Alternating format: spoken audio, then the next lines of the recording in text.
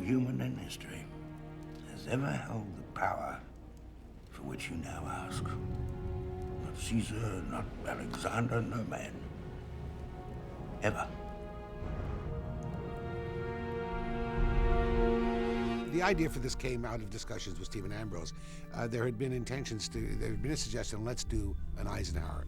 And I said I really wasn't particularly interested in doing an Eisenhower light, but I was very interested in the period in the run-up to D-Day, because I felt it would crystallize who he was as a man. My reaction to the script was immediately positive, because it isn't every day that I'm presented with something that's so obviously carefully crafted. This script had been written by Lionel Chetwynd a long time ago. The offer came to me kind of out of the blue, which is a nice thing as I read a lot of bad scripts. That's what actors do. I try not to do bad scripts. This happened to be a very good script that I was a little skeptical about it when I heard about it, wondering whether, I'm not sure I would have cast myself as Ike. But any way you look at it, we're getting off easy from this war. I'll most likely live to see it over. And my son won't be in it for as long as most. When I first heard of Tom Selleck's involvement, I was, I don't know that uncertain is the right word, but like so many other people whose reactions I have gauged, a kind of questioning and wondering how this was going to work. I've known Tom Selleck for a long time. Tom Selleck is a man of character, of decency. As I said of him, I'd play poker with him over the phone, of honesty, and humility. It didn't bother me that he didn't look like Eisenhower, because I thought that would be a very limited casting to say, let's make sure whoever we cast looks just like the guy. That would not be my approach. You know, forget the bald head and the grin.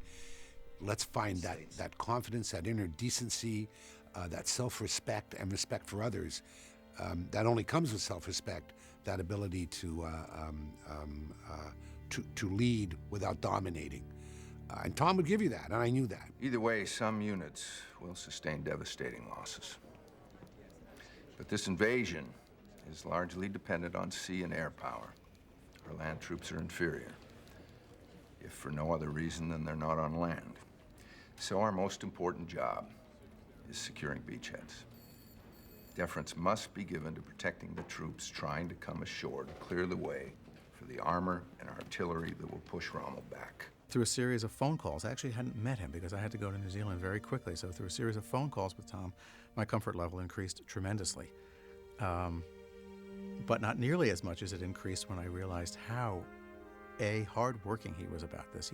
He took it very seriously, put a huge amount of himself into it, and that, I think, was the key for me, because once I got to know him, I really do think that he does embody some of these personality characteristics that the Ike we were trying to portray did. From the very first table read, it seemed to me he was searching for a truth about Eisenhower, and he had the stagecraft to do it.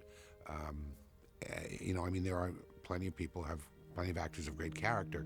They've also got to have the training and experience to be able to reach inside and know how to fashion those impulses into a performance. It's the toughest choice I've ever had to make. Do everything you can to diminish the hazards. Go over every detail 1,000 times. But as painful as it is, those soldiers will have to bear the rough portion. While I didn't want to do an impersonation, I mean, his demeanor was indelible. I mean, there were physical actions and activities that I couldn't get out of my head. He had a certain posture, he had a certain way of walking, he had a certain animated, intense listening to other people. He'd kind of get in their face and he'd put his hands on his hips. All that stuff made an impression on me. There's no way to do a part like this, or to do any part and leave something in the locker room. So if you're gonna do it, there's no playing it safe. You just take as big a risk as you know how. That's the only way you can risk being good. You're also risk failing, obviously, but those risks don't bother actors if they're doing their work right. And I grew very fond and felt a real symbiosis with Ike by the time I'd done my research, and I thought I got him, and I was very anxious to put the guy I got on film. And that didn't mean I wasn't scared, but good acting parts should scare you. This kind of visit isn't what I had in mind. But if they do not offer the sacrifice of blood now, we we will all pay dearly with added gallons later. So if some must die, it is in a worthy cause. In terms of license, I tend to be very careful. Although everything in it is written, is crafted by the writer, except for the letter to Mamie at the end of Act 5 and the press release, which we changed from the landings in the Le Havre, Calais area to on the French coast, since we were concerned that people go scurrying, they'd lose concentration.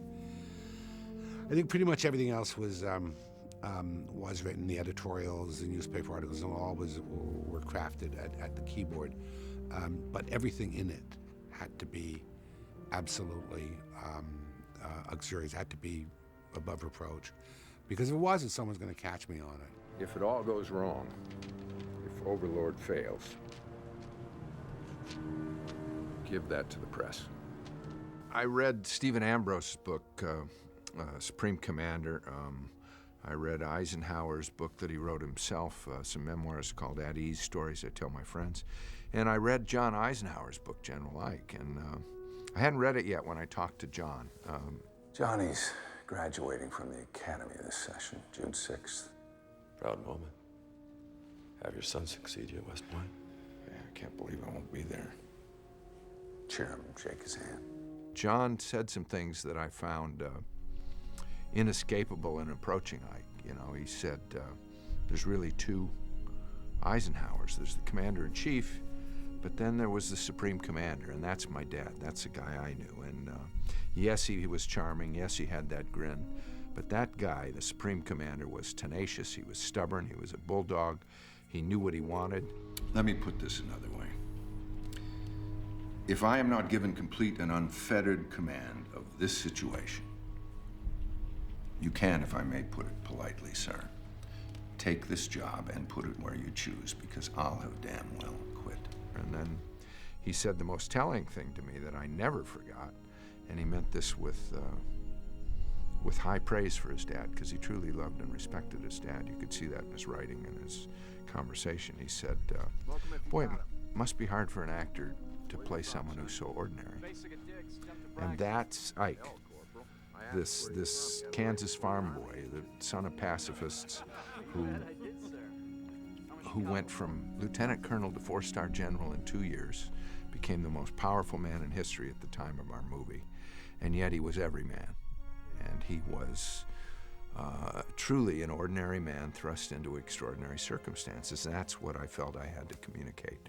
I think that's one of the reasons that Tom and I were very much on the same wavelength. We read the same books, had pretty much the same impression of Eisenhower. Certainly we were very much in sync with the kind of character we were trying to put across.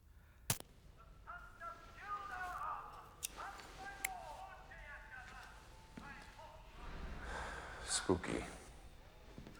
Listening to words written 400 years ago about our battlefields. Words about blood and grief. Very spooky. But if I may, ours is not the reason why. Of course it is. We're the generals. Smoking was, it can be an issue nowadays. Actors love props. If you're doing a contemporary drama, it's kind of a silly choice for an actor, because there's no place you can smoke anymore anyway. But the plain and simple fact was, in World War II, most people smoked under that kind of stress, and more importantly, Ike smoked 4 packs a day.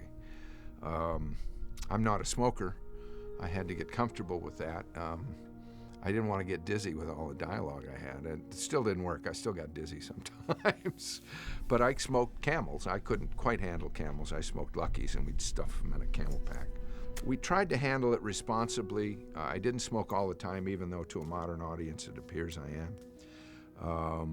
But it was very much a part of who he was. I saw one 2-second clip that I know, because his hat had a dent in it, which mine does in the movie, was the day before D-Day. And in that shot, in a 2-second clip in this newsreel, he takes a drag of this cigarette and he almost embraces his face. And generals don't want to show anything when they're in public, so he must not have known he was being photographed at that moment. But when he took that drag and exhaled, in his eyes, for those 2 seconds, he had the weight of the world on him. We had honed in on this one location, which we all loved and had everything. You know, I had brought various crew members there. We were planning and planning and planning and planning. Auckland is a big city, but it's not that big. There are not that many spaces of that size that would have allowed us to do what we needed to do between prepping it and shooting it and striking our materials and all of that. But for those of you who have seen the movie, there's a little moment in that scene which we all loved, which was Montgomery chastising Eisenhower for even beginning to think about lighting a cigarette, because this was taking place in his territory, basically where he had his headquarters. But then, of course, when the king enters, he lights his own cigarette. No one can say anything, which of course gives everybody license to light up. Churchill's lighting his cigar. Ike is lighting his cigarette. There's smoke all over the place, and poor Monty just has to deal with it. So I don't think there was more than maybe less than 2 weeks before we were about to shoot that sequence that we were suddenly told, oh, by the way, there is no smoking. And we were all hysterical about it because we did not want to lose that scene, that aspect of the scene, but that's what would have happened because we had no alternative location. So Lionel went to work, our other producers went to work, phone calls were made. I think it went up to the highest levels of the New Zealand government. But we got our dispensation, and sure enough, we smoked, which was great, very helpful. Shoulder the whole burden alone to the very end, is it? One conductor is what I ask for and what you've given me. You make the manly choice. I admire it. I think we're very fortunate to have found Ian Yoon to play Churchill. I wasn't familiar with him.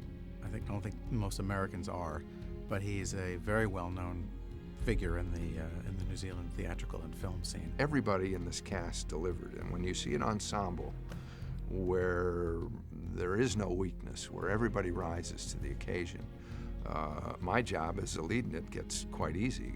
I'm largely, as an actor, a reactor, and if I don't have anything to react to, I'm kind of lost, you know. I did talk a little more in this movie than I'm used to, but I still am primarily a reactor, and so was the Ike that I chose to play. I feel really fortunate that we had a terrific cast, considering that it was all cast out of Australia and New Zealand, except obviously the Americans, except obviously James Jamar, Tim Bottoms, and Tom. There are no Brits in the movie, all Australians and New Zealanders. The scene of the dog on the beach with the dead soldiers was something that we changed significantly from the script. We sort of invented that sequence as it now stands in the film. We could only do it and achieve the kind of look that I was after at a very narrow window of time.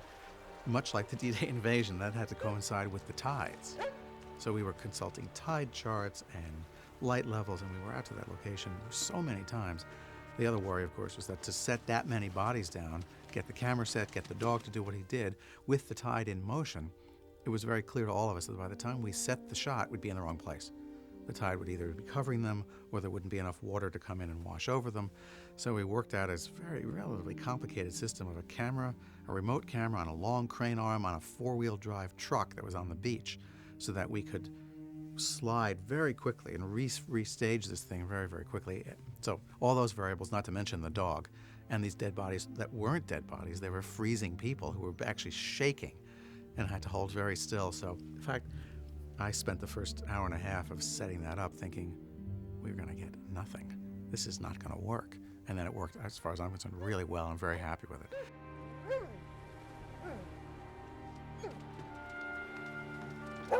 Well, I don't know whether 19 days seems like a lot. It is a lot if you're, playing croquet, I guess, but it's not a lot if you're making a movie, a 2-hour movie. It's record time. And to do something, this is a tribute to Robert, really. To do a movie that looks this rich, that's so well photographed, that has the kind of production value it has, is a minor miracle in 19 days. We actually went 20. We had to fight very hard. He originally had a 20-day schedule. They took a day from him.